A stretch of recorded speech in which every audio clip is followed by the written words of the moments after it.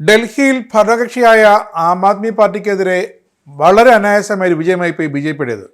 B J P ഇങ്ങനൊരു വിജയം ഒട്ടും പ്രതീക്ഷിച്ചു പോലും കാണില്ല. പ്രചരണ സമയത്ത് ബി ജെ പി എടുത്ത റിസ്കിൻ്റെ 4-1 മതിയായിരുന്നു ജയിച്ചു കയറാമെന്ന് ഇപ്പോൾ ബി ജെ പി കേന്ദ്ര നേതൃത്വത്തിനും ഡൽഹി ഘടകത്തിനും തോന്നുന്നുണ്ട്. ജയിച്ചത് മറ്റൊന്നും കൊണ്ടല്ല, നരേന്ദ്രമോദി ഫാക്ടർ ഒന്നുകൊണ്ട് മാത്രമാണ് അവിടെ ബി ജെ പി ഇത്തവണ ജയിച്ചത്.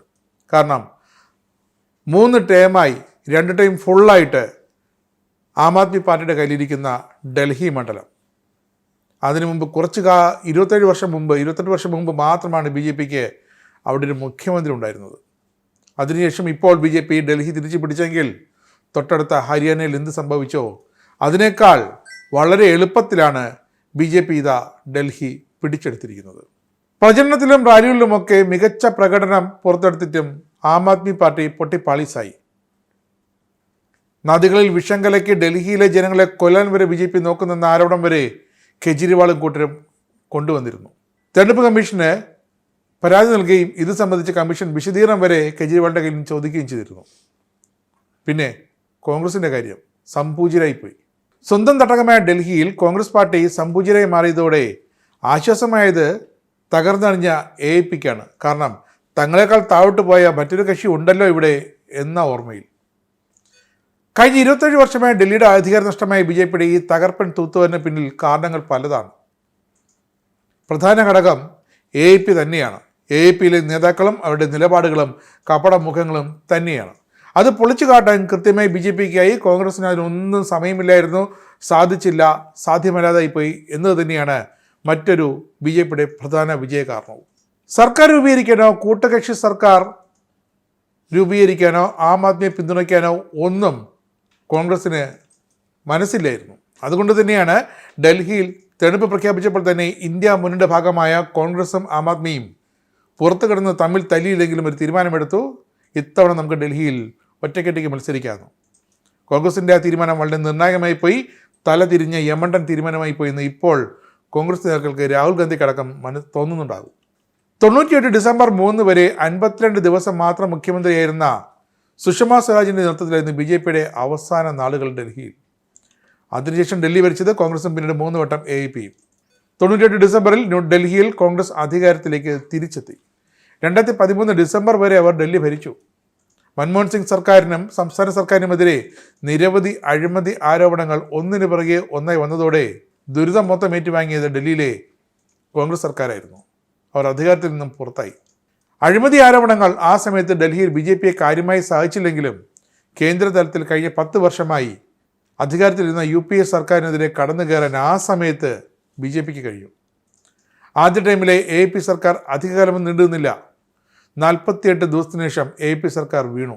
കാരണം സ്വന്തമായി ഭൂരിപക്ഷമില്ലാത്തതിനാൽ കോൺഗ്രസിൻ്റെ പിന്തുണയാണ് അവർക്കുണ്ടായിരുന്നത്. കോൺഗ്രസ് തള്ളി താഴുകയും ചെയ്തു. പക്ഷേ 2-3 ടൈമുകളിൽ ആം ആദ്മി പാർട്ടി കനത്ത പ്രകടനം വിജയവുമാണ് ഡൽഹിയിൽ കാഴ്ചവെച്ചത്. അതിന് പിന്നിൽ പാർട്ടിയിൽ ജനങ്ങൾ നൽകിയ ആ വിശ്വാസവും കൂറും തന്നെയായിരുന്നു. പക്ഷേ ആം ആദ്മി പാർട്ടിയും കെജ്രിവാളുമൊക്കെ ജനങ്ങൾക്ക് കൊടുത്ത ആ ഉറപ്പുകൾ അതിൽ പലതും പൊള്ളയായിരുന്നു.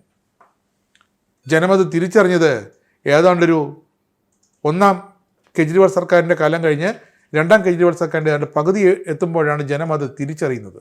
അതിനുള്ളൊരു തിരിച്ചടി കൂടിയാണ് ഇപ്പോൾ ഡൽഹിയിലെ വോട്ടർമാർ ഭരണം വാങ്ങി ബി ജെ പിയുടെ കയ്യിലേക്ക് വച്ചു കൊടുത്തിരിക്കുന്നത്. എന്തായിരുന്നു എ ഐ പിയുടെ 10 വർഷത്തെ ഭരണത്തിന് ശേഷം ജനങ്ങൾക്ക് ഇത്ര അതൃപ്തി തോന്നാൻ കാരണം? കോമൺവെൽത്ത് അഴിമതി, 2G കുംഭകോണം, കൽക്കരി കുംഭകോണം, ഇവയൊക്കെയാണ് ഡൽഹിയിലെ കോൺഗ്രസിൻ്റെ തകർച്ചയ്ക്ക് കാരണമായതെങ്കിൽ എ ഐ പിയുടെ പ്രതിച്ഛായതാർത്ഥത് മറ്റൊന്നുമല്ല, ഡൽഹി മദ്യനയ അഴിമതി കേസിൻ്റെ അന്വേഷണം ഏറ്റെടുത്ത CBIയും എൻഫോഴ്സ്മെൻറ്റ് ഡയറക്ടറേറ്റും കൊച്ചു കുട്ടികൾക്ക് ക്ലാസ് എടുക്കുന്നത് പോലെയാണ് ഡൽഹിക്കാരോടും മറ്റ് പത്രമാധ്യമങ്ങളോടുമൊക്കെ എന്താണ് കെജ്രിവാളും കൂട്ടരും ഈ ഡൽഹി മദ്യനയ അഴിമതി കേസിൽ മദ്യനയം തിരുത്തിയതിൽ എന്താണ് അവർ കാണിച്ച അഴിമതി എന്ന് അക്കമിട്ട് വിവരിച്ചു കൊടുത്തു. അതുതന്നെയാണ് ഡൽഹിയിലെ ഓരോ വോട്ടർമാരുടെ മനസ്സിൽ വളരെ ലളിതമായി വ്യക്തമായി ചെന്ന് കയറിയ ആരോപണ കൂരമ്പുകളും. എ ഐ പിയുടെ പ്രതിച്ഛായതാർത്ഥ ഘടകങ്ങളിൽ ഒന്ന് തന്നെയാണ് അവരുടെ ക്ലീൻ ഇമേജ് ഇല്ലാതാക്കിയ ഒരേ ഒരു സുപ്രധാന വിഷയം തന്നെയാണ് ഈ മദ്യനയ തിരുത്തൽ സംഭവം. അതുകൊണ്ട് തന്നെയാണ് അഴിമതിരഹിത ഭരണവും ക്ലീൻ ഇമേജും എന്ന അവകാശവാദം ഉന്നയിച്ച് പലതവണ ഡൽഹിയിൽ തേരോട്ടം നടത്തിയ എ ഐ പിക്ക് ഇത്തവണ മദ്യത്തിൽ കാലിടറിയത്. കാരണം കെജ്രിവാൾ ഏറെക്കാലം തിഹാർ ജയിലിലായിരുന്നു. അവിടെ നിന്ന് ജാമ്യത്തിലിറങ്ങി ലോക്സഭാ ഇലക്ഷനിൽ ഇന്ത്യ മുന്നണിക്ക് വേണ്ടി പ്രവർത്തിച്ചെങ്കിലും പിന്നീട് തെരഞ്ഞെടുപ്പിന് പിന്നാലെ തിരിച്ച് ജയിലിലേക്ക് പോകേണ്ടി വന്നു. അവസാനം സുപ്രീം കോടതിയുടെ പ്രത്യേക സിറ്റിംഗ് നടത്തിയാണ് കെജ്രിവാളിനെ ഇനി ദീർഘകാലം വിചാരണ തടവുകാരനായി ജയിലിൽ അടയ്ക്കേണ്ട എന്ന് സുപ്രീം കോടതി തീരുമാനിച്ചത്. എന്നിട്ടും കെജ്രിവാളിനെ രാഷ്ട്രീയ ദൈവങ്ങൾ തുണച്ചില്ല എന്ന് തന്നെ വേണം കരുതാൻ. കഴിഞ്ഞ 10 വർഷത്തെ BJPയുടെ ഉയർത്തെഴുന്നേൽപ്പിലേക്ക് ഡൽഹിയിൽ നയിച്ച മറ്റൊരു ഘടകം 3 ലോക്സഭാ തെരഞ്ഞെടുപ്പുകളിലും രാജ്യത്തെ ജനങ്ങൾ നരേന്ദ്രമോദി സർക്കാരിൽ വിശ്വാസം അർപ്പിച്ചു എന്ന് തന്നെയാണ്. അപ്പോഴാണ് 1ാം ടൈമിലും 2ാം ടൈമിലും നടക്കാത്തൊരു കാര്യം ഡൽഹി ജനത ചിന്തിച്ചു തുടങ്ങിയത്. എന്നാൽ പിന്നെ 3 ടൈം പൂർത്തിയാക്കാൻ നരേന്ദ്രമോദിയുടെ സർക്കാരിന് എന്തുകൊണ്ടൊരു പിന്തുണ കൊടുത്തുകൂടാ? അത് സ്വാഭാവികമാണ്. അത് തന്നെ സംഭവിക്കുകയും ചെയ്തു. തിരഞ്ഞെടുപ്പിൽ എവിടെ മത്സരിച്ചാലും ജനങ്ങൾ ഇപ്പോൾ ഒരു വലിയ ശക്തിയാണ് BJPയെ പല സംസ്ഥാനങ്ങളിലും കാണുന്നത്, കേരളം ഒഴികെ. BJPക്ക് മുഖ്യമന്ത്രി സ്ഥാനാർത്ഥി ഇന്നയാളാണ് എന്നുപോലും പറഞ്ഞ് മത്സരിക്കാനില്ലാത്ത പല സംസ്ഥാനങ്ങളും ഉണ്ടായിരുന്നു. അവിടെ എല്ലാം പക്ഷേ BJP തൂത്തുവാരി.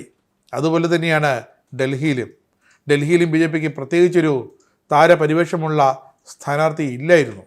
അത് മനഃപൂർവ്വം BJP അങ്ങനെ കൊണ്ടുചെന്ന് വയ്ക്കാത്തതാണ്. അതിന് BJPക്ക് ഗുണവും കിട്ടി. പ്ലാൻ ചെയ്തതിൻ്റെ 4/1 മെനക്കെട്ടതോടെ BJP ഡൽഹി തൂത്ത് വാരിയിരിക്കുന്നു. ഡൽഹിയിൽ BJP താമര വിരിച്ചിരിക്കുന്നു. നരേന്ദ്രമോദിയുടെ ജനപ്രതി ഒന്നുകൊണ്ട് തന്നെ മാത്രമാണ് ഈ ഒരു വിജയമെന്ന് അടിവരയിട്ട് പറയേണ്ടി വരും. നിങ്ങൾക്കും ആനന്ദ മീഡിയയുടെ പ്രേക്ഷകരിൽ ഒരാളാകണ്ടേ? യൂറോപ്പിലും US-ലും ആഫ്രിക്കയിലും അടക്കം പ്രവാസികൾ ഉള്ളയിടങ്ങളിലൊക്കെ ജനപ്രിയ ചാനലുമായി ആനന്ദ് മീഡിയ ഒപ്പമുണ്ട്. ഏഷ്യാനെറ്റ് ഫ്ലവേഴ്സ് അടക്കം നിങ്ങളുടെ വിരൽത്തുമ്പിലെത്തും. ആദ്യം റോക്കു ബോക്സ് സ്വന്തമാക്കുക. അതിൽ നിന്നും ആനന്ദ് മീഡിയ ആപ്ലിക്കേഷൻ ഡൗൺലോഡ് ചെയ്യുക, ഇൻസ്റ്റാൾ ചെയ്യുക. എന്നിട്ട് 02085866511 എന്ന നമ്പറിൽ ഞങ്ങളുടെ കസ്റ്റമർ കെയറിൽ ബന്ധപ്പെടുക. അല്ലെങ്കിൽ +91 735 660 3747 എന്ന നമ്പറിൽ വാട്സപ്പ് ചെയ്യുക. ആനന്ദ് മീഡിയയുടെ സേവനങ്ങൾ സ്വന്തമാക്കുക. മറ്റു ചാനലുകൾക്കൊപ്പം ആനന്ദ് TVയും എൻജോയ് ചെയ്യുക.